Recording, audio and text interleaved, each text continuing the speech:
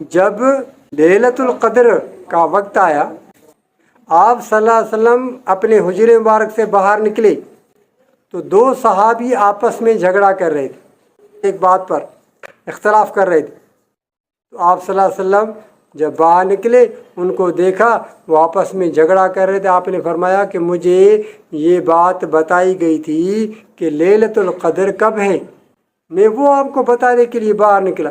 मुझे बताया गया था कि लैलतुल क़द्र कब है। जब मैं आप दोनों को बाहर झगड़ा करते हुए देखा तो वो बात मुझसे भुला दी गई। यानी अल्लाह की रहमत आई आप सल्लल्लाहु अलैहि वसल्लम के साथ। आप सल्लल्लाहु अलैहि वसल्लम बाहर निकल कर सहाबा को बताएं कि लैलतुल क़द्र कब है।